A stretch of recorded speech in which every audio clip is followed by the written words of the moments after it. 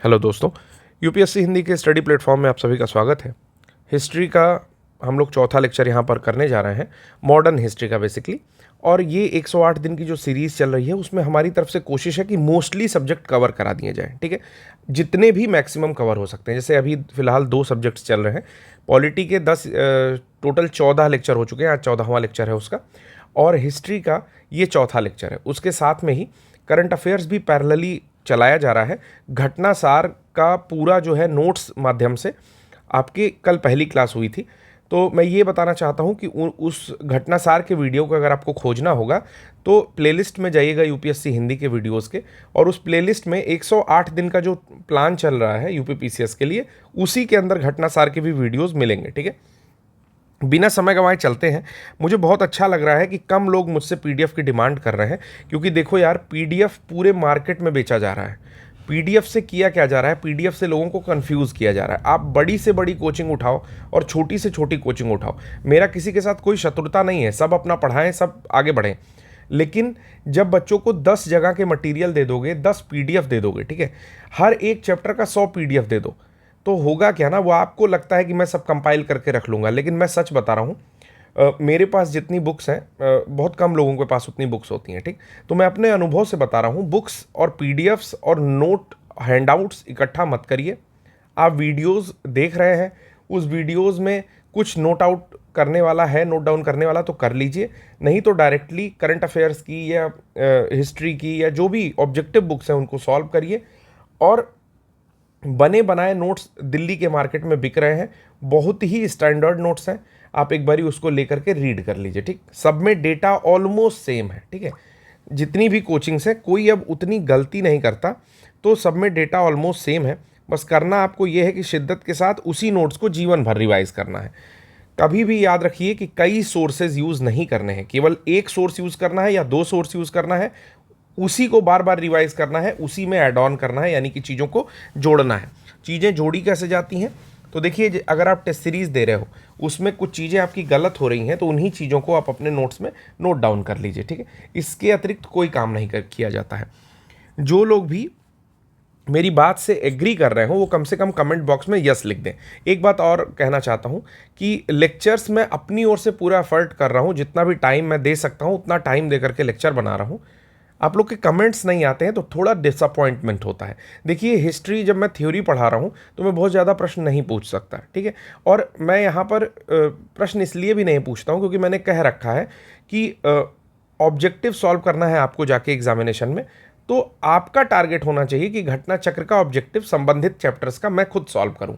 ये रोज रोज कहने वाली बात नहीं है। आप एक एस्पायरेंट हैं और आप जब ये लेक्चर सुन ले रहे हैं तो उसके बाद खुद का घटना चक्र सॉल्व करिए। एक चीज़ और, अच्छे एक्सपीरियंस के लिए अगर आप प्रीमियर वीडियो नहीं देखते हैं तो 1.25 की स्पीड पर ही इस लेक्चर को सुनिएगा, उससे कंटिन्यूटी ज़्यादा समझ में आती है। पॉजेज और जो छोटे छोटे फिलर्स होते हैं वो चीज़ नहीं आती है। चलिए स्टार्ट करते हैं। लेक्चर को ध्यान से सुनना है क्योंकि शायद बहुत सारी चीज़ें लिखी नहीं होंगी जो मैं केवल आपको ओरली बोलूँगा, तो सुन लेना है ध्यान से। देखिए, सबसे पहले गवर्नर जनरल के बारे में हम लोग पढ़ेंगे, उसका नाम है रॉबर्ट क्लाइव। ये 2 बातें जाननी है कि इस गवर्नर का 2 कार्यकाल था जबकि ये भारत में गवर्नर रहा। पहला रहा 1756 से लेकर के 60 तक, और दूसरा रहा 1765 से लेकर के 67 तक, ठीक है। तो ये चीज़ याद रखनी है कि पहली बार 4 वर्ष के लिए और दूसरी बार 2 वर्ष के लिए ये भारत में गवर्नर रहा, ठीक। दूसरी चीज़ क्या जाननी है, इसमें वो चीज़ें नहीं मिलेंगी जो कि नोट्स में लिखी हुई हैं। रुकिए, मैं एक पेज ऐड कर लूँ। ओके, तो ये 2 कार्यकाल के लिए भारत में रहा। अब दूसरा कार्यकाल पूरा करने के बाद जब ये इंग्लैंड में जाता है तो आत्महत्या कर लेता है। तो याद रखिएगा, रॉबर्ट क्लाइव क्या करता है, सुसाइड करता है, आत्महत्या करता है। कहाँ पर? इंग्लैंड में, ठीक। तो ये भी प्रश्न पूछता है कि कौन सा ऐसा गवर्नर था कि जा करके आत्महत्या कर लेता है, या जिसने आत्महत्या कर ली, तो उसका नाम है रॉबर्ट क्लाइव।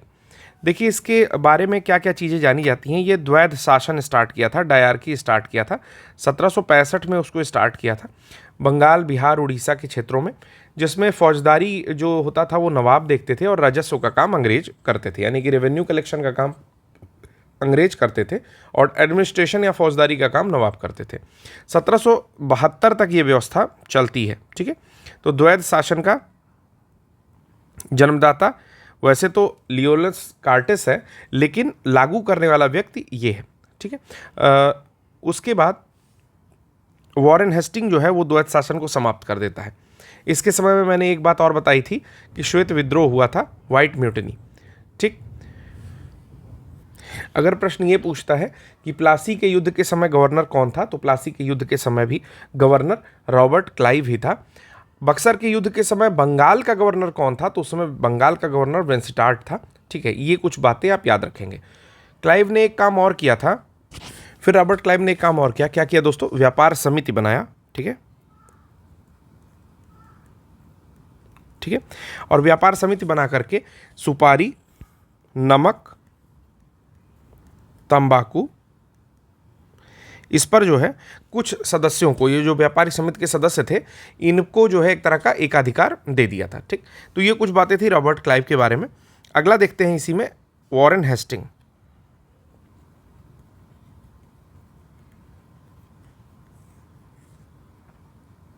ठीक है, वॉरेन हेस्टिंग कब से कब तक रहा, तो 1772 से 85 रहा। अंतिम गवर्नर कौन था? अंतिम गवर्नर तो ये था वॉरेन हेस्टिंग, WH लिख रहा हूं। अभी इसके बारे में पूरा नोट्स पढ़ाऊंगा, बस एक समझा रहा हूं मैं आपको, ठीक है। पहला गवर्नर जनरल कौन था? Warren Hasting. ये दोनों बातें किसके बारे में हो रही हैं? बंगाल के बारे में, ठीक है। 1773 के रेगुलेटिंग एक्ट के समय गवर्नर कौन था?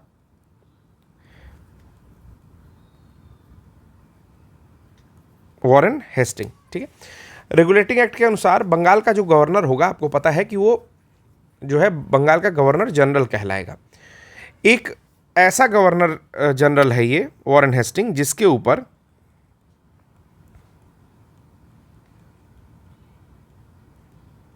महाभियोग यानी कि इम्पीचमेंट चलाया गया, ठीक है। तो ये भी बात याद रखेंगे, वॉरेन हेस्टिंग एक ऐसा गवर्नर जनरल है जिसके ऊपर इम्पीचमेंट या महाभियोग चलाया गया।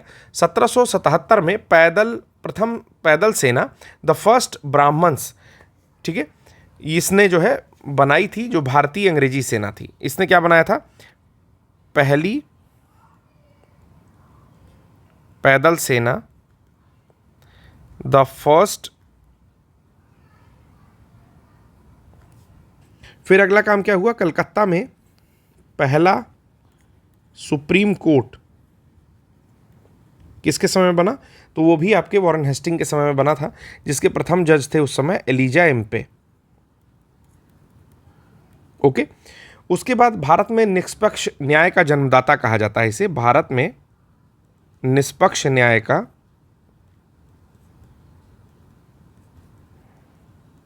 जन्मदाता भी कहा जाता है, ठीक है। इसने एक काम और किया कि हर जिले में एक दीवानी और फौजदारी अदालत स्थापित किया। मतलब हर जिले में फौजदारी और दीवानी न्यायालय स्थापित करने वाला व्यक्ति कौन था? तो उसका नाम था वॉरेन हेस्टिंग्स, ठीक है, जो कि बंगाल का गवर्नर से बंगाल का गवर्नर जनरल पद प्राप्त किया।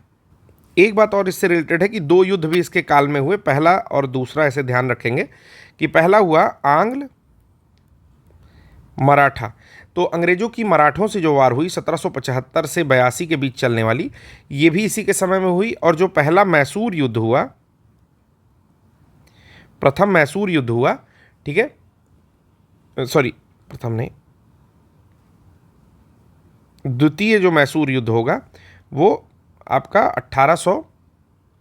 1780 से 84 के मध्य हो रहा था, ठीक है, जिसमें आपका हैदर अली की मृत्यु हो जाती है और टीपू सुल्तान जो है उसकी जगह लड़ता रहता है, ठीक है। और इसमें कौन सी संधि होती है? मंगलौर की संधि, ओके। इसके अलावा Asiatic society of Bengal, Asiatic society of Bengal, वो भी वॉरेन हेस्टिंग के समय में बनती है 1784 में कलकत्ता में, ठीक। पिट्स इंडिया एक्ट किसके समय में आता है? ये भी 1784 में वॉरेन हेस्टिंग्स के ही समय में आता है, ठीक है। तो इतनी सारी चीज़ें और वॉरेन हेस्टिंग के समय में होती हैं। इसके बाद तीसरे गवर्नर के बारे में यहाँ पर कुछ बातें जानते हैं। नाम है लॉर्ड कॉर्नवालिस, ठीक है। लॉर्ड कॉर्नवालिस आपको पता है कि जो है प्रशासनिक सेवा का जन्मदाता, पुलिस सेवा का जन्मदाता है ये, ठीक है। फिर उसके बाद इसने वो बनाया था, एक कॉर्नवालिस संहिता बनाई थी, ठीक। फिर इस्तमरारी बंदोबस्त या परमानेंट सेटलमेंट का जन्मदाता कहा जाता है। सबसे पहले एक बात जानते हैं कि ये ऐसा गवर्नर था जिसकी मृत्यु कहाँ होती है? भारत में। और भारत में भी कहाँ इसको दफनाया गया? तो गाजीपुर में इसकी समाधि है, यानी कि गाजीपुर में दफन किया गया। तो एक पॉइंट याद रखेंगे कि मृत्यु होती है भारत में और दफन किया जाता है इसको गाजीपुर में। स्थायी बंदोबस्त लेकर के आता है, स्थायी बंदोबस्त लेकर के आता है, ठीक है, जो कि 1793 के आसपास लेकर के आता है। इसी को इसमें क्या होता है, जमींदार जो होता है ना वो भूमि का स्वामी होता है। जमींदार जो होता है, जमींदार भूमि का स्वामी। देखिए थोड़ा बोरिंग लग सकता है, लेकिन एक बार में अभी हम जब ज़्यादा गवर्नर जनरल को या गवर्नर वायसराय जो भी हैं सबको कवर करेंगे ना, तो आप देखोगे कि हिस्ट्री का एक बहुत बड़ा पोर्शन आज के ही लेक्चर में ख़त्म हो गया, ठीक है। ये रिवीजन सीरीज है इसलिए बहुत ज़्यादा समझाना नहीं है, जो भी फैक्ट है बस वही बता करके मैं आगे जा रहा हूँ। इसने एक चीज़ और बनाई थी, क्या नाम था? कॉर्नवालिस संहिता, ठीक है। कॉर्नवालिस संहिता में दो चीज़ें वर्णित थीं, एक है सूर्यास्त का नियम और शक्ति का पृथक्करण, सेपरेशन ऑफ पावर, ठीक है। एक चीज और जानते हैं कि इसने क्या किया, व्यापारिक और प्रशासनिक सुधार में योग्यता के आधार पर पद प्राप्ति सिद्धांत लेकर के आया। क्या लेकर के आया? योग्यता के आधार पर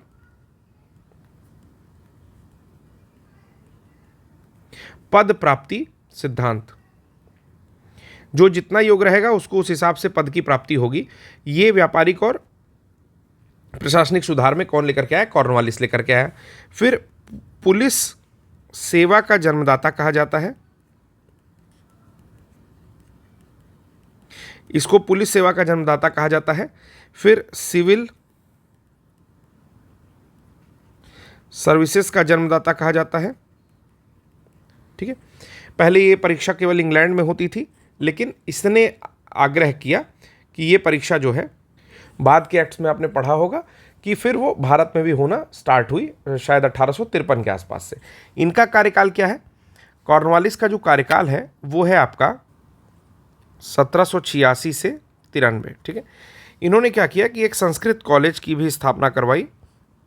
अच्छा, एक बात और बताना चाहता कि सिविल सर्विसेज का जन्मदाता इसलिए भी कहा जा रहा है क्योंकि इस सिविल सर्विसेज को ऑर्गेनाइज कराने का जो आइडिया था वो तो हेस्टिंग्स ने दिया था, लेकिन उसमें जितने भी रिफॉर्म्स थे जरूरी उस सब को कॉर्नवालिस ने ही कराया था, ठीक है। इसीलिए उसको सिविल सर्विसेज का जन्मदाता या पुलिस सेवा का जन्मदाता कहा जाता। तो संस्कृत कॉलेज जो है बनारस में स्थापित करवाया, जो आज भी है और किस नाम से जाना जाता है? गवर्नमेंट संस्कृत कॉलेज, ठीक है। ये बात याद रखेंगे। इसके अलावा ये आपका परमानेंट सेटलमेंट लेकर के आता है,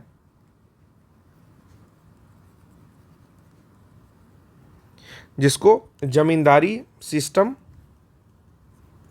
या इस्तमरारी भी कहते हैं, ठीक है। चलिए अगला है जॉन शोर। जॉन शोर, ठीक। जॉन शोर 1793 से 98 तक रहते हैं, 98 तक। इनका जो सबसे इंपॉर्टेंट पॉलिसी है वो है अहस्तक्षेप, हस्तक्षेप की नीति। सबका सन याद रखेंगे, जब प्रश्न पूछा जाएगा तो अगर केवल गवर्नर जनरल का आप लोग कार्यकाल याद रखो तो बहुत सारे प्रश्न आपको उस समय में सॉल्व हो जाते हैं। अगला है लॉर्ड वेलेजली। लॉर्ड वेलेजली काफ़ी इंपॉर्टेंट है, आपको पता है कि लॉर्ड वेलेजली एक नीति के साथ आया था, सहायक संधि रूपी, जिसको हम लोग सब्सिडरी अलायंस भी कहते हैं। तो ये 1798 से लेकर के 1805 के बीच में रहता है। सबसे कम उम्र का गवर्नर जनरल था। सबसे पहली बात ये, सबसे कम उम्र का गवर्नर जनरल कौन था? कम उम्र का गवर्नर जनरल जी लिख रहा हूँ, केवल ये 37 वर्ष का था, ठीक है। इसको मार्क्विक्स की उपाधि में मिली। मार्क्विक्स ऑफ वेलेजली भी कहा गया, मार्क्विक्स ऑफ वेलेजली, ठीक है, ये भी कहते थे इसको। वेलेजली की नीति ये थी कि भारत में जाओ और विस्तृत प्रदेश की स्थापना करो। क्या था? विस्तृत प्रदेश की नीति, ठीक है ना, विस्तृत प्रदेश की नीति के साथ आया था। और दूसरा जो इसने सबसे बड़ा काम किया वो था सहायक संधि, जिसको हम लोग सब्सिडरी अलायंस के नाम से जानते हैं, ठीक है।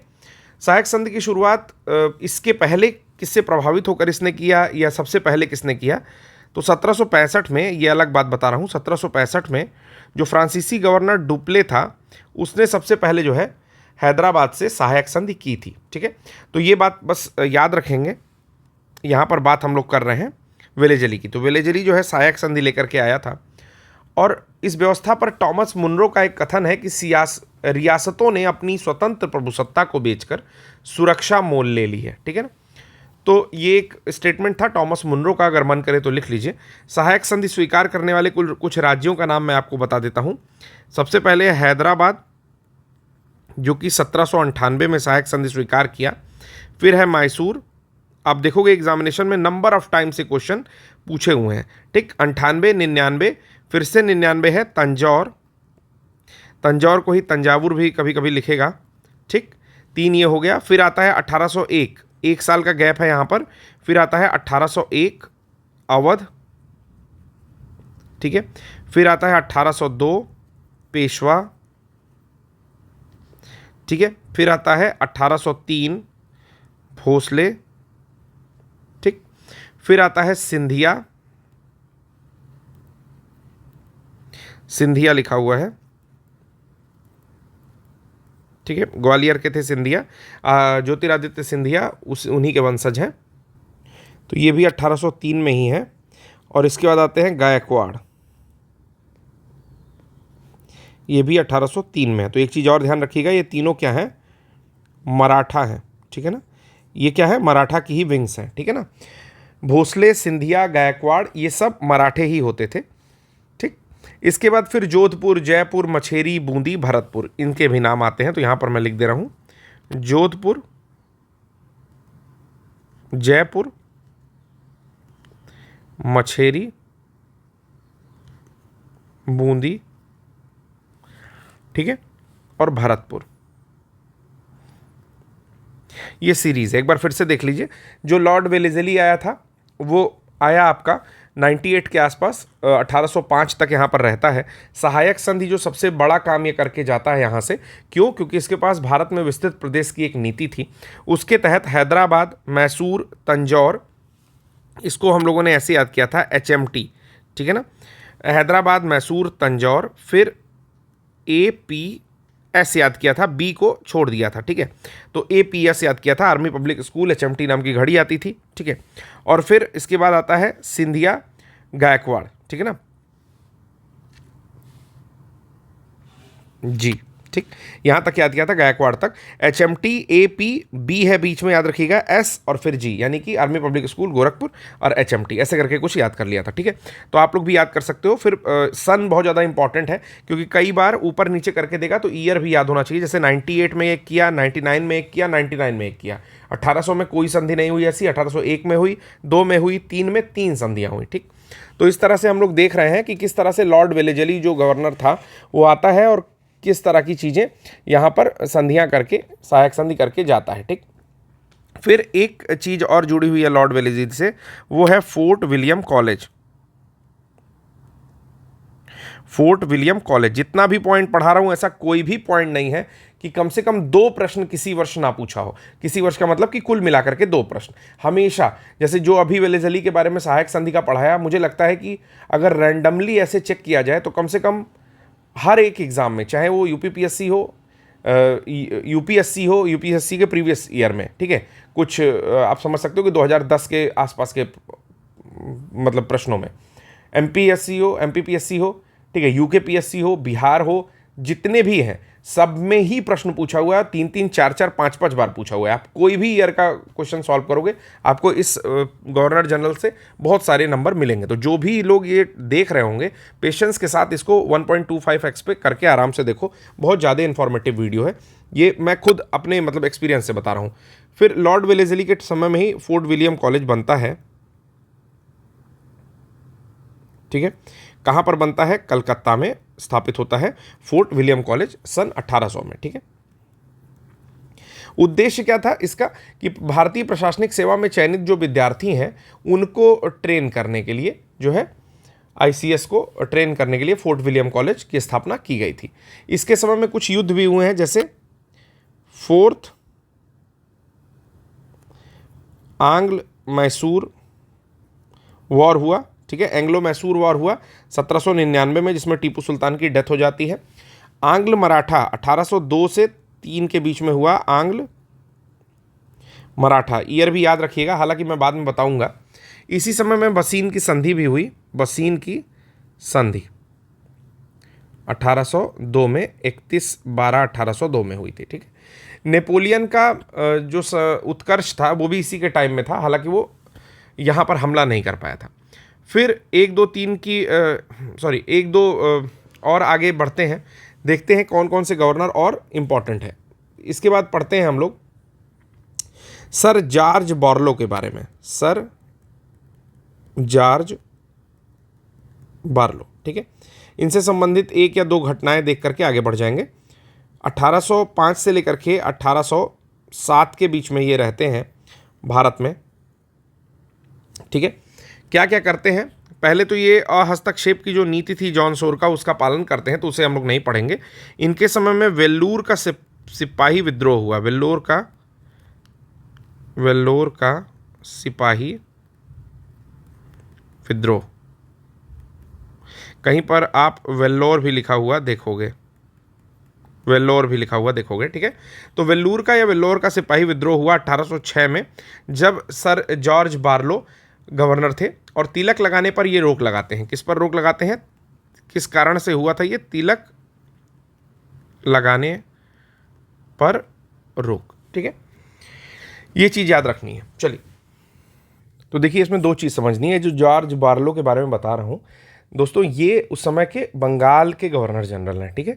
ये पॉइंट याद रखना है। और वेल्लोर का सिपाही विद्रोह हो कहाँ रहा है? वो आपके मद्रास में हो रहा है, ठीक है, तमिलनाडु में हो रहा है। और वहाँ का कौन गवर्नर है? तो वहाँ का गवर्नर है आपका, यानी कि मद्रास का जो गवर्नर है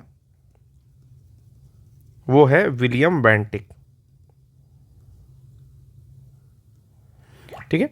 चलिए आगे चलते हैं, अगले गवर्नर जनरल को देखते हैं हम लोग। अगले हैं आपके लॉर्ड मिंटो, ठीक है। लॉर्ड मिंटो का कार्यकाल क्या है? तो 1807 से लेकर के 13, ठीक, ये है।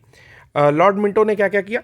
लॉर्ड मिंटो ने क्या किया कि भारतीय सीमाओं को सुरक्षित रखने के लिए पहली बार विदेशी शक्तियों से संबंध स्थापित किए कि भारतीय सीमा की सुरक्षा हेतु कार्य, ठीक, ऐसे शॉर्ट में लिख लेते हैं। फिर इनके समय में क्या हुआ? अमृतसर की जो संधि हुई थी, अमृतसर की संधि हुई इनके समय में 1809 में रणजीत सिंह के साथ अंग्रेजों की, ठीक है। उस समय भी जो है लॉर्ड मिंटो ही थे। इसके अलावा क्या हुआ? मध्यस्थता इसमें चार्ल्स मेटकॉफ ने की थी, ये भी याद रख सकते हैं। इनके ही समय में देखिए 1813 तक ये रहे, तो इनके समय में ही जो 1813 का चार्टर एक्ट है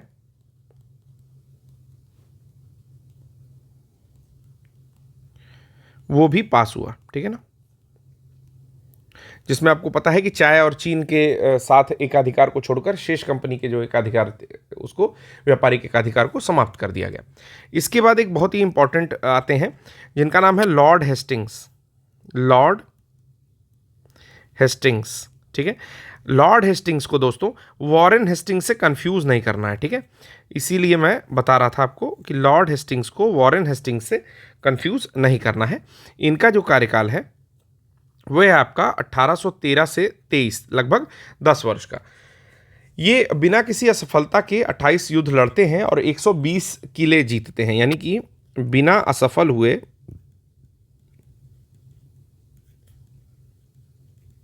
28 युद्ध में विजयी। ठीक है, उसके बाद इनके समय में हुआ आंग्ल नेपाल युद्ध। आंग्ल नेपाल युद्ध 2 युद्ध हुआ टोटल 1814 से 16 में। ठीक है, और इसी में जो 1816 में जब ये युद्ध खत्म होता है, 2 युद्ध होता है बेसिकली, 1814 से 15, 15 से 16। ठीक है, तो होता है संगोली की संधि।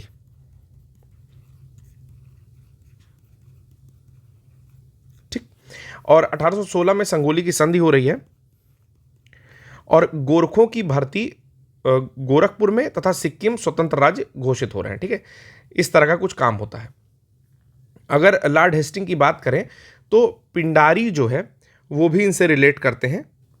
लॉर्ड हेस्टिंग को जो पिंडारियों का सरदार है उसने क्या प्रदान किया, तो गोल्डन फ्लैग प्रदान किया। देखिए, जो पिंडारी होते हैं ना, पिंडारी अगर आपने वर्ड सुन ही रखा होगा, तो पिंडारी जो होते हैं एक मराठी शब्द है, इसका अर्थ होता है शराब का सेवन करने वाला। ठीक, तो मराठा जो थे शिकारी या योद्धा थे, उसमें पिंडारियों को बेसिकली शिकारी के, मतलब जो मराठे हैं उनमें शिकारी कुत्तों की संज्ञा दी गई। मतलब ये बहुत ज़्यादा खतरनाक, यानी कि अगर लड़ाई हो तो पिंडारियों से जीतना एक तरह से असंभव है। ठीक है, तो उनको शिकारी कुत्तों की संज्ञा दी गई थी। सरदार का नाम क्या था, तो सरदार का नाम था मल्हार राव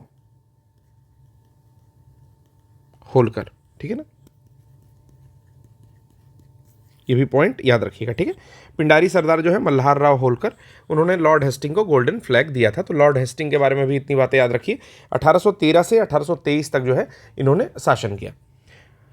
फिर बात आती है 1822 में होने वाले काश्तकारी नियम की।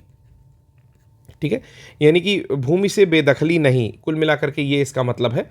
तो ये भी इन्हीं के समय में हुआ था। ठीक है, ये चीज़ याद रखिएगा। और एक और सबसे महत्वपूर्ण बात है इसके अलावा कि 1814 में इंडियन म्यूजियम बना। ठीक है, कोलकाता। ठीक, इंडियन म्यूजियम कोलकाता के नाम से एक म्यूजियम बनता है।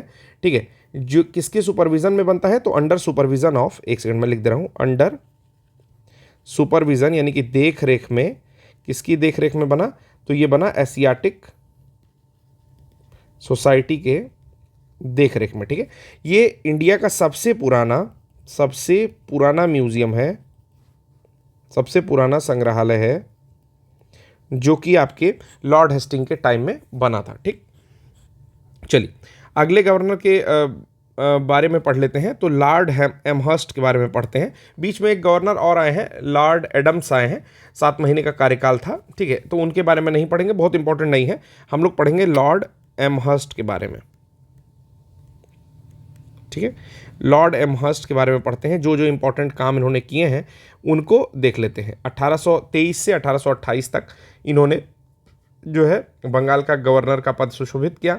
इनके समय में आंग्ल बर्मा युद्ध हुआ। ठीक है, एंग्लो बर्मा या आंग्ल बर्मा युद्ध। तो पहला काम है आंग्ल बर्मा युद्ध। ठीक है, इनके समय में हुआ 1824 से लेकर के 26 के बीच में, और ये खत्म होता है 1826 में यांडबू की संधि के साथ। यांडबू की संधि के साथ। तो याद रखिएगा, ये पॉइंट पूछा जाता है डायरेक्टली, यांडबू की संधि निम्न में से किस सन में हुई, तो ये हुई 1826 में। किस युद्ध के अंत में हुई, तो अंग्रेज जब बर्मा के साथ लड़ रहे थे तब हुई। ठीक है, इसमें शर्तें कुछ कुछ रखी गई, जैसे अंग्रेजी रेजिमेंट बर्मा में स्थापित होगी, बर्मा का अन्य देशों के साथ कोई संबंध नहीं होगा, अंग्रेजों को बर्मा पर अधिकार करने की छूट होगी। तो 3 संधियों के साथ जो है यांडबू की संधि समाप्त हुई। दूसरी घटना क्या हुई, दूसरी घटना हुई बैरकपुर छावनी में विद्रोह।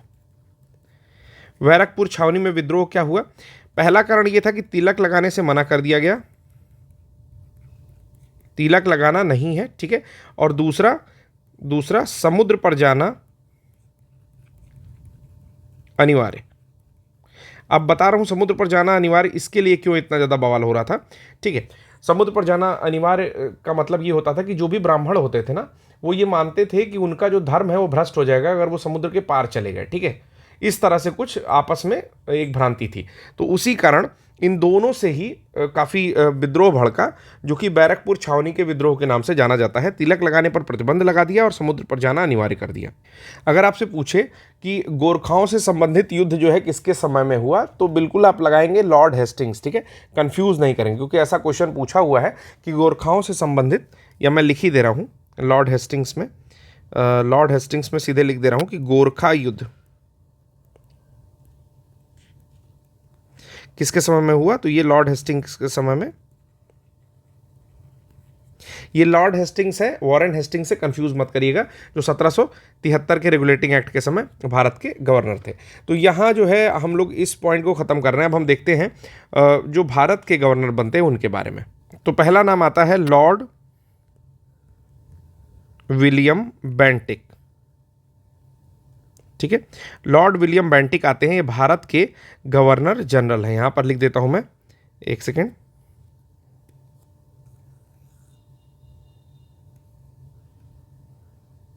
चलिए, भारत का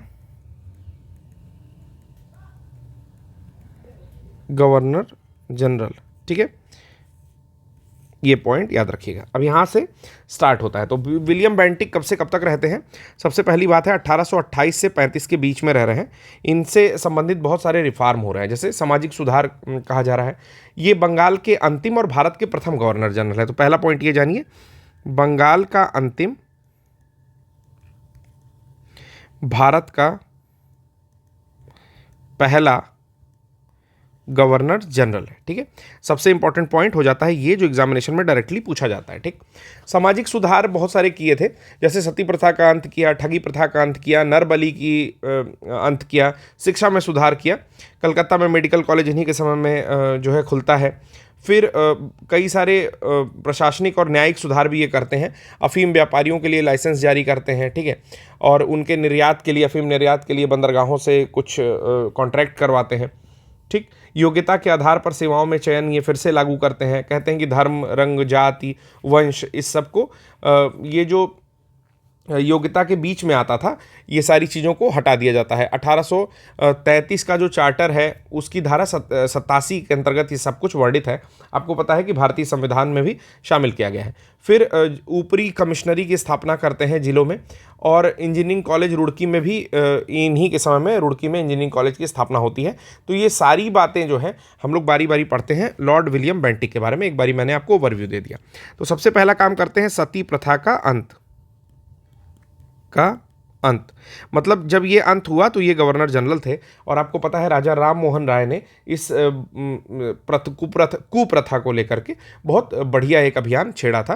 तो याद रखना है कि 1829 में, बहुत इंपॉर्टेंट चीज़ बता रहा हूँ, 1829 में नियम 17 के द्वारा भारत में रोक लगी, ठीक है। तो सती प्रथा का अंत कैसे हुआ? 1829 में नियम 17 के द्वारा भारत में जो है सती प्रथा पर रोक लगी। प्रारंभ में बंगाल पर लगी थी। 1830 में इसको संपूर्ण अंग्रेजी क्षेत्र में, बम्बई, मद्रास इत्यादि पर जो है लागू कर दिया, ठीक। फिर अगर सती प्रथा के अंत के जनक के बारे में बात किया जाए तो वो थे राजा राम मोहन राय, ठीक। एक बात और याद रखनी है कि जो राजा की उपाधि है कौन दिया, तो अकबर II जो मुगल सम्राट है, अकबर II, उसने जो है राजा की उपाधि इनको दी है। फिर आता है ठगी प्रथा का अंत, ठीक।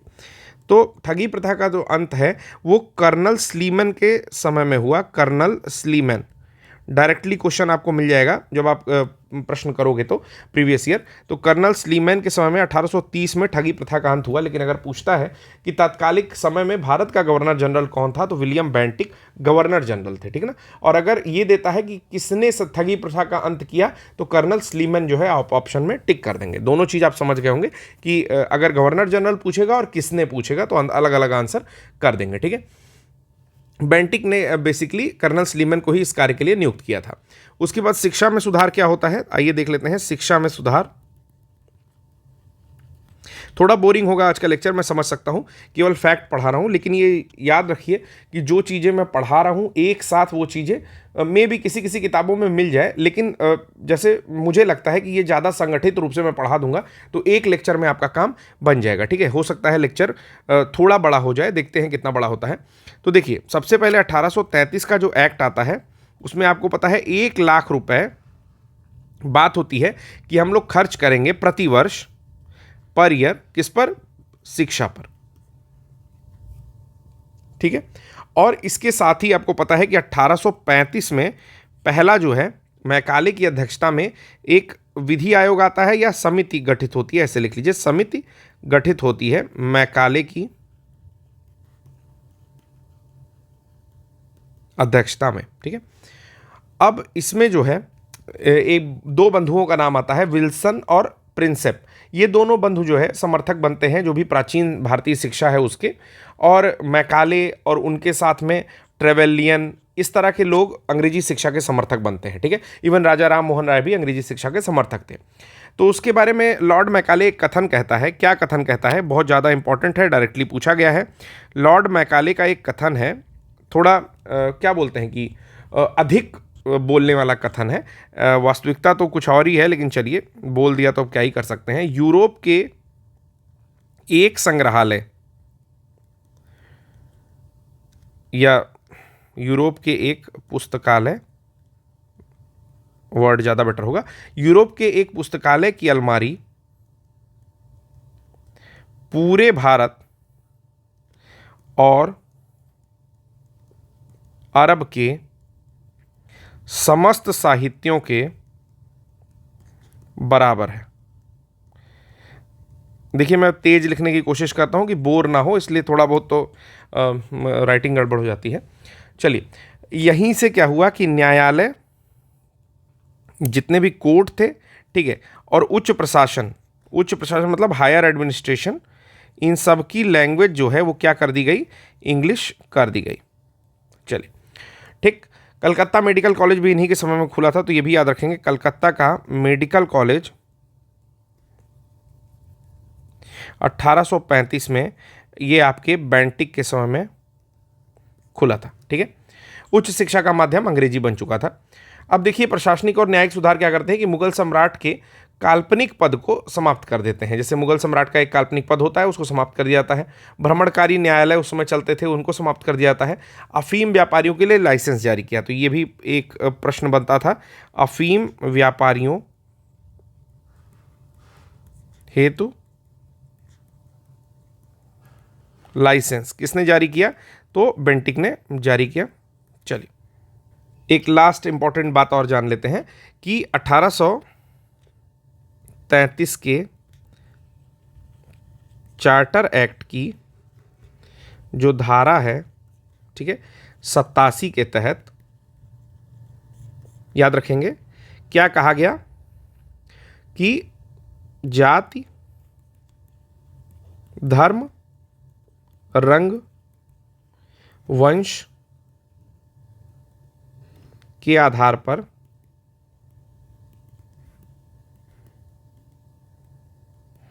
सेवाओं का चयन नहीं होगा। किसके आधार पर होगा? तो योग्यता के आधार पर। ठीक है ना, ये पॉइंट क्या कर दिया, योग्यता के आधार पर होगा। ठीक है, तो ये चीज याद रखेंगे। चलिए, इससे भी प्रश्न पूछा हुआ है। फिर अब अगला गवर्नर जनरल हम लोग पढ़ लेते हैं, नाम है इनका चार्ल्स मेटकाफ। चार्ल्स मेटकाफ, बहुत लोग जानते भी होंगे इनके बारे में, जिन लोगों ने पहले पढ़ रखा होगा। चार्ल्स मेटकाफ 1835 से लेकर के 36, यानी कि एक वर्ष के लिए कुल मिलाकर के गवर्नर जनरल बनते हैं भारत के, और इनको कहा जाता है समाचार पत्रिका मुक्तिदाता, समाचार पत्र का मुक्तिदाता। ठीक है, ठीक है, तो हमेशा याद रखेंगे। इसने कहा कि जो प्रेस है वो राष्ट्र का चौथा स्तंभ होता है। ठीक है, बेसिकली लोकतंत्र का होता है। ठीक है, अब इसने कहा, ये बहुत ध्यान नहीं है, लेकिन समाचार पत्र का मुक्तिदाता अगर पूछा जाएगा कि फ्रीडम ऑफ प्रेस किसके कारण आया, तो चार्ल्स मेटकाफ के कारण आया। इसके बाद आते हैं लॉर्ड ऑकलैंड के बारे में जानते हैं। लॉर्ड ऑकलैंड, ठीक, लॉर्ड ऑकलैंड क्या है, 1836 से लेकर के 42 के बीच में ये 6 साल कुल शासन करते हैं। ये लेकर के आते हैं कि जैसे ब्लैक एक्ट एक लेकर के आते हैं, ब्लैक एक्ट, ठीक है, याद रखेंगे। ब्लैक एक्ट क्या कहता है कि काला गोरा सब बराबर, ठीक है। तो एक तरह से ये लेकर के आए हैं कि कलर के बेसिस पे कोई डिस्क्रिमिनेशन नहीं होगा, ठीक है। इन्होंने क्या किया, शेर शाह सूरी का जो ग्रैंड ट्रंक मतलब जो शेर शाह सूरी मार्ग था उसको ग्रैंड ट्रंक रोड कर देते हैं, ग्रैंड ट्रंक रोड। कौन बदलता है नाम, तो लॉर्ड ऑकलैंड बदलते हैं शेर शाह सूरी नाम बदल कर, ठीक, ये चीज याद रखेंगे। फिर याद रखेंगे भारतीय विद्यार्थी जो डॉक्टरी पढ़ना चाहते थे उनकी शिक्षा हेतु उनको विदेश जाने की अनुमति ब्रिटिश संसद ने इन्हीं के समय में दी, ठीक ना। तो भारतीयों को विदेश में डॉक्टरी पढ़ने की अनुमति ब्रिटिश संसद ने इन्हीं के समय यानी कि इन्हीं के कार्यकाल के समय दी, ठीक। उसके अलावा एक काफी इंपॉर्टेंट युद्ध हुआ, कौन सा था, आंग्ल अफगान युद्ध, ठीक है, 1839 से 42 में हुआ, इन्हीं के समय में हुआ। दोस्त मोहम्मद और शाह शुजा और अंग्रेज सिंधु सेना ये सब लोग आपस में लड़ रहे थे, ठीक है। तो किसके समय में हुआ, ये चीज़ याद रखनी है, ये हुआ आंग्ल अफगान युद्ध आपका लॉर्ड ऑकलैंड के समय में, ठीक है। चलिए अगले गवर्नर जनरल जिनको हम लोग कवर करने जा रहे हैं वो हैं लॉर्ड एलन बरो, एलन बरो, ठीक है, लॉर्ड एलन बरो। याद रखिएगा दोस्तों, इनका जो कार्यकाल है, जो ये भारत में गवर्नर जनरल बने रहे 1842 से लेकर के 44 तक ये गवर्नर जनरल रहे। इनके समय में दास प्रथा का अंत होता है। तो पहला तो ये हो गया दास प्रथा का अंत, ठीक है। किसके समय में हुआ अगर प्रश्न पूछता है तो लॉर्ड एलन बरो के समय में हुआ। 1843 के अधिनियम 5 यानी कि 1843 का एक्ट है, उसके अधिनियम 5 के तहत दास प्रथा प्रतिबंधित कर दी गई, प्रतिबंधित, ठीक है, चलिए प्रतिबंधित कर दी गई। सिंध का विलय किसके समय में हुआ, तो इन्हीं के समय में हुआ। सिंध का विलय किसके समय में हुआ, तो इन्हीं के समय में हुआ। लॉर्ड एलन बरो ने 1843 में अपने महान रेजिडेंट चार्ल्स नेपियर द्वारा सिंध को अंग्रेजी साम्राज्य में मिला लिया। तो सिंध का विलय होता है लॉर्ड एलन बरो के द्वारा। अब पता नहीं स्पेलिंग क्या है, मुझे याद नहीं एग्जैक्टली, ठीक है। लॉर्ड एलन बरो के द्वारा होता है, चार्ल्स नेपियर जो इनका रेजिडेंट रहता है, ठीक है, उसके मदद से ये जो है सिंध को मिला लेते हैं। फिर बॉम्बे टाइम्स कहता है कि हमें दुख है, यह व्यक्ति अंग्रेज है, ठीक है, इसने इस युग को कलंकित कर दिया। तो ये सब चीज़ें नहीं याद रखेंगे। फिर ग्वालियर का जो विलय होता है, ग्वालियर का विलय, मैं बता रहा था ग्वालियर पर सिंधिया थे, ठीक है, जो कि मराठा थे। तो ग्वालियर का विलय होता है, उस समय ताराबाई वहाँ की शासिका होती हैं जो कि निसंतान रहती हैं, और जीवाजी जो है वहाँ के दत्तक पुत्र उनके रहते हैं, ठीक है। तो ग्वालियर का विलय किसके समय में हुआ, तो लॉर्ड एलन बरो के समय में हुआ है। अब एक बहुत महत्वपूर्ण, काफ़ी महत्वपूर्ण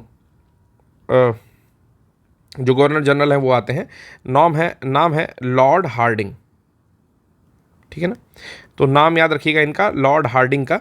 कब से कब तक रहते हैं, 1844 से 48 के बीच में रहते हैं।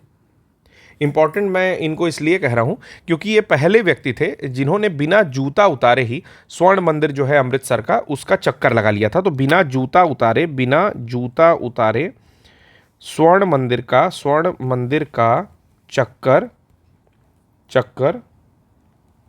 लगाया था, ठीक। तो एक पॉइंट तो इनके बारे में ये हो गया, लॉर्ड हार्डिंग के बारे में। दूसरी चीज़ ये हुई कि ये जो है इनके समय में प्रथम आंग्ल सिख युद्ध हुआ। कल हमने पढ़ा भी है 1845-46 में। उस समय जो गवर्नर थे वो थे लॉर्ड हार्डिंग, ठीक है। और लाहौर की संधि के साथ ये समाप्त होता है। दिलीप सिंह को पेंशन देकर के ब्रिटेन भेज दिया जाता है और वहीं पर उनकी मतलब अंत्येष्टि उनका वहाँ होता है। जो मृत्यु होती है वो पेरिस, फ्रांस में होती है, ठीक। अगला गवर्नर जनरल पढ़ते हैं, वो है लॉर्ड डलहौजी,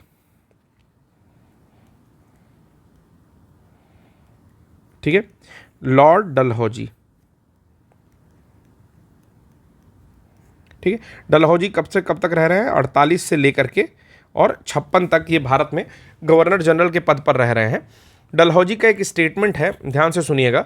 यदि कोई व्यक्ति गंगा के मुहाने पर अंग्रेजी झंडे का अपमान करता है तो वह वैसा ही है जैसे कि कोई टेम्स नदी के मुहाने पर करता है, ठीक है। टेम्स कहाँ की नदी है? टेम्स या थेम्स बोला जाता है, लंदन के किनारे पर बहने वाली नदी है, जिसके किनारे लंदन स्थित है। तो ये भी चीज़ याद रखिए कि उन्होंने एक स्टेटमेंट कहा, फिर से रिपीट कर रहा हूँ, यदि कोई व्यक्ति गंगा के मुहाने पर अंग्रेजी झंडे का अपमान करता है तो ठीक वैसा ही है जैसे कि कोई थेम्स नदी के मुहाने पर करता है। ये कथन किसका है? तो डलहौजी का कथन है। डलहौजी जो है अपनी एक बहुत विवादास्पद नीति के नाते जाना जाता है, जिसका नाम है विलय की नीति, जिसको आप डॉक्ट्रिन ऑफ लैप्स के नाम से भी जानते हैं। डॉक्ट्राइन ऑफ लैप्स, ठीक है। डॉक्ट्राइन ऑफ लैप्स की नीति के नाम से जानते हैं या राज्य हड़प नीति के नाम से जानते हैं, ठीक है। तो इसमें 3 कैटेगरी होती थी। मैं तीनों कैटेगरी आपको बता दे रहा हूं। देखिए, पहला होता था कि पूर्णतः स्वतंत्र,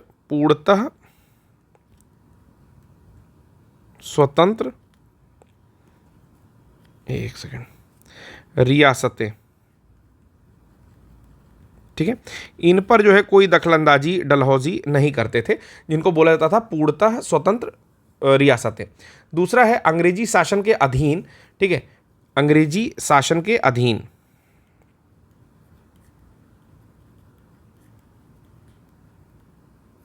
ठीक। अंग्रेजी शासन के अधीन जो रियासतें थी, इनके साथ ये कंडीशन थी कि वे बिना गवर्नर जनरल के आदेश से गोद नहीं ले सकते थे, ठीक है। और तीसरी जो थी वो था अंग्रेजों द्वारा स्थापित रियासत, ठीक है। देखिए, थोड़ी राइटिंग खराब हो जा रही है, उतना मैनेज करिएगा। अंग्रेजों द्वारा स्थापित रियासत, इस पर अंग्रेजों का पूर्ण अधिकार था, गोद लेने की कोई आज्ञा नहीं थी, ठीक। तो तीनों का मैं लिख ले रहा हूं कि नो इंटरफेरेंस,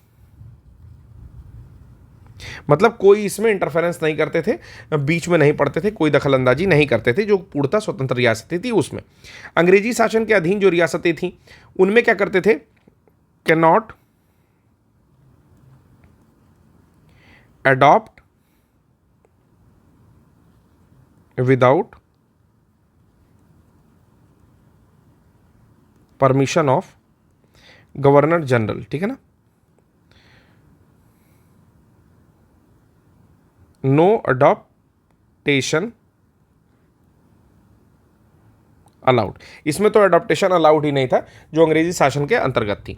तो देखिए, इसमें बहुत सारे ऐसे क्षेत्र हैं, राज्य हैं, जिनको डलहौजी जो है डॉक्ट्रिन ऑफ लैप्स या राज्य हड़प नीति के अंतर्गत अपने में मिला लेता है। कौन कौन से हैं? ध्यान से सुनिएगा। पहला है सतारा, इंग्लिश में लिख रहा हूं, नाम सुनते रहिए। सतारा है, जैतपुर है,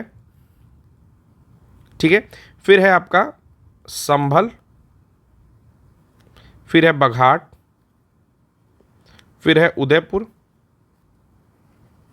फिर है झांसी, फिर है नागपुर, फिर है अवध, ठीक। तो इतने हैं।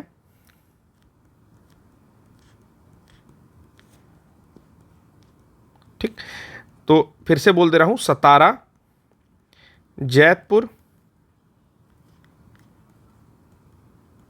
संभल, बघाट, उदयपुर, झांसी, नागपुर, अवध, ठीक है। कब कब हुआ ये भी डेट जान लेते हैं। तो 1848, 49, 50, ठीक है। और फिर आता है 52, 53, 54, 56। याद रखेंगे, जहाँ पर गैप है वहाँ याद रखेंगे। ओके, तो 48, 49, 50, 51 में कोई नहीं है, 52, 53, 54 और फिर 55 में कोई नहीं है, 56।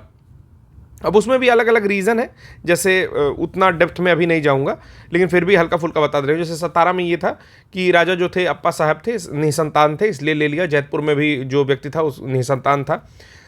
संभलपुर में भी सेम सीन था, नारायण सिंह थे वहाँ पर। बघाट और उदयपुर को लेता है और फिर वापस कर दिया जाता है। झांसी में गंगाधर राव थे, निसंतान थे। ठीक है, आप जान ही रहे हैं, झांसी की रानी लड़ी थी। ठीक है, मनु उनका नाम था, मनु या छबीली लक्ष्मीबाई का। नागपुर में रघु जी थर्ड थे, वो भी निसंतान थे। और अवध जो है, डलहौजी ने दुधारू गाय की संज्ञा दी थी। ठीक है, नवाब थे वाजिद अली शाह। तो दुधारू गाय की संज्ञा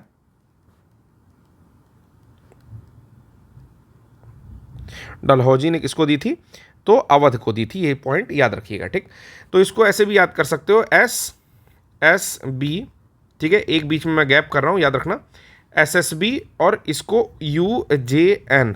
ठीक है ना, SSB उज्जैन से हम लोग इसको याद करते थे, तो SSB उज्जैन से आप याद कर सकते हो। ट्रेन का टिकट बुक करते हो तो UJN उज्जैन इस तरह से आता है ना, GKP Gorakhpur, okay, LKO Lucknow. तो ये चीज़ें आप याद कर सकते हैं। इसके बाद क्या हुआ कि द्वितीय आंग्ल सिख युग जो है, आंग्ल सिख युद्ध होता है 1849 में। इन्हीं के समय में सिक्किम का विलय होता है, याद रखेंगे। सिक्किम का विलय किसके समय में हुआ? तो डलहौजी के समय में हुआ, 1850 में। डायरेक्टली क्वेश्चन पूछता है। मैं आपसे इतनी बार कह रहा हूं कि जितने भी पॉइंट्स मैंने पढ़ाए हैं, ऐसा हो ही नहीं सकता कि कभी क्वेश्चन ना पूछा हो। तो जितना भी पॉइंट अभी अगर मैंने 40 लाइन या 50 लाइन लिखी है तो समझ जाओ कि 50 गुणे 2 कम से कम 100 क्वेश्चन आपके अभी अभी तैयार हो गए। ठीक है, फिर आपका नेक्स्ट आता है लोअर बर्मा का विलय। लोअर बर्मा का विलय 1852 में होता है। ठीक, इसके अलावा क्या क्या काम किया इन्होंने? तो कुछ प्रशासनिक सुधार किए, सैन्य सुधार किए। तो सैन्य सुधार मैं आपको बता रहा हूं। सैन्य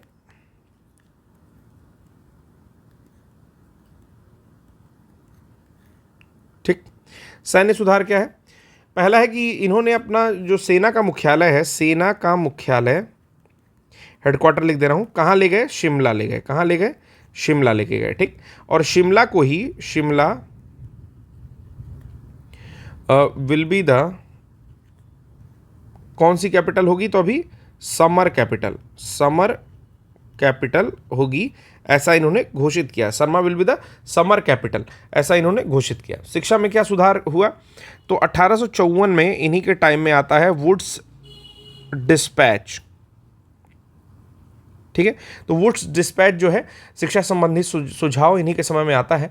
और वुड्स डिस्पैच को ही कहा जाता है भारत का आधुनिक शिक्षा का Magna carta, Magna carta of modern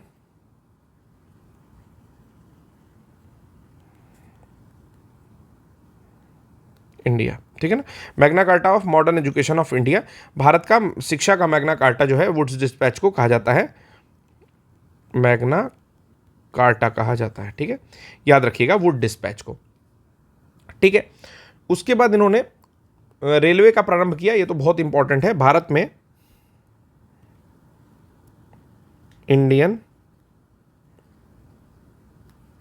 railways 1853 में भारतीय रेलवे का जो है शुभारंभ किया इन्होंने। और इस बारे में एडविन अर्नाल्ड कहते हैं कि रेलवे भारत का वह कार्य करेगी जो बड़े बड़े राजाओं ने नहीं किया। यह भारत को एक राष्ट्र बना देगी। चूंकि देखिए, ये लोग अपने काम के लिए ही रेलवे लेकर के आए थे कि एक जगह से माल ढुलाई के साथ दूसरी जगह पर पहुंच जाए। ठीक है, गांव से हम आसानी से कपास ले लें या अनाज ले लें, इसलिए रेलवे बेसिकली आई थी। ठीक है, यहाँ की धन संपत्ति को जो है एक स्थान से दूसरे स्थान तक ले जाने के लिए। ठीक है, तो 1853 में यहाँ पे आई थी, ये चीज़ याद रखनी है। पहली रेलवे लाइन को लेकर के क्वेश्चन पूछता है। तो ग्रेट इंडियन पेनिनसुला द्वारा 1853 में मुंबई से थाने के बीच में, मुंबई से थाने के बीच में पहली रेल लाइन, पहली रेल लाइन जो है चलती है मुंबई से थाने के बीच में। और जो ट्रेन रहती है उसका नाम होता है ब्लैक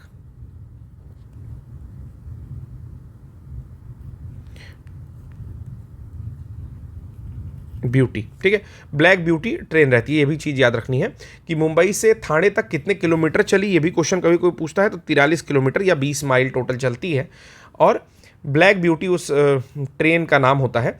दूसरी रेल लाइन चलती है 1854 में, सेकेंड रेल लाइन जो चलती है 1854 में चलती है, और ये चलती है आपकी कलकत्ता से रानीगंज, कोलकाता से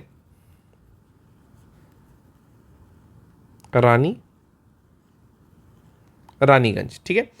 फिर तीसरी रेल लाइन चलती है मुंबई से कल्याण, मुंबई से कल्याण, ठीक है, ये चलती है तीसरी, ठीक। और डलहौजी की एक बुक है जो भी रेलवेज पर लिखी हुई है, लिखा हुआ है रेलवे मिनट, ठीक है, रेलवे मिनट, जो डलहौजी की पुस्तक है, ठीक। तो ये भी पॉइंट याद रखेंगे, रेलवे मिनट किसकी पुस्तक है, तो डलहौजी की पुस्तक है। इसके अलावा इन्होंने एक कार्य और किया, डाक विभाग की स्थापना की। जो आप पोस्ट ऑफिस देखते हो, ठीक है, तो डाक विभाग की स्थापना की, कब की, तो जो कमीशन बैठाया वो 1850 में बैठाया, याद रखिएगा। जो आयोग आता है पोस्ट ऑफिस से रिलेटेड 1850 में आता है, और जो पहला पोस्ट ऑफिस बनता है वो आपका 1854 में बनता है, पोस्ट ऑफिस एक्ट, एक सेकेंड, पोस्ट ऑफिस एक्ट 17, यानी कि XVII 1854 में। तो ये पॉइंट याद रखिएगा कि आयोग आता है 1850 में, लेकिन पहला पोस्ट ऑफिस जो बनता है एक्ट के थ्रू 1854 में बनता है, ठीक है। डाक टिकट का प्रयोग होना शुरू हुआ, यानी कि 1854 के आसपास डाक टिकट प्रयोग स्टार्ट हुआ 1854 में, ठीक है। उस समय टिकट पर रानी एलिजाबेथ का चित्र होता था, इतनी चीज़ें नहीं जाननी है, ठीक। फिर आपका टेलीग्राफ लाइन भी उसी समय शुरू हुई। पहली शुरू हुई आपकी पेशावर से कलकत्ता, फिर कलकत्ता से रंगून, और कलकत्ता से आगरा। तो तीनों चीज़ नोट डाउन कर लेंगे कि तार विभाग या टेलीग्राफ डिपार्टमेंट 1852 में स्टार्ट होता है डलहौजी के समय में, ठीक है। और शैंगनेशी एक व्यक्ति हैं, उनके नेतृत्व में स्थापित होता है, ठीक है। इसको छोड़ दीजिए, बहुत ज़्यादा इंपॉर्टेंट नहीं, बस टेलीग्राफ डिपार्टमेंट याद रखना कि कब किसके समय में हुआ था, ठीक है। PWD की स्थापना होती है, पब्लिक वर्क्स डिपार्टमेंट या लोक निर्माण विभाग, लोक निर्माण विभाग की स्थापना भी इन्हीं के समय में होती है। ये चीज़ पहले सैनिक बोर्ड के हाथ में था, पहले जो है सैनिक बोर्ड के हाथ में था, और बाद में सार्वजनिक विभाग बना दिया गया, ठीक है। उसके बाद इसी के अंतर्गत जो है गंगा नहर का निर्माण, ग्रैंड ट्रंक रोड का निर्माण, ये सब कुछ होता है। अगले जो हम लोग देखेंगे गवर्नर जनरल को, अब वो आ जाएंगे भारत के वायसराय बनकर, भारत के वायसराय, ठीक। तो लगभग 58 मिनट का ये लेक्चर हो चुका है, तो मैं कोशिश करूंगा कि अब नेक्स्ट लेक्चर में ही चीज़ों को शुरू किया जाए, क्योंकि 1858 का जो भारत सरकार अधिनियम है, गवर्नमेंट ऑफ इंडिया एक्ट, उसके द्वारा भारत के गवर्नर जनरल को अब वायसराय कहा जाने लगा है, और इंग्लैंड की साम्राज्ञी जो है एक प्रतिनिधि के रूप में के अंडर में वो व्यक्ति काम करता था, ठीक है।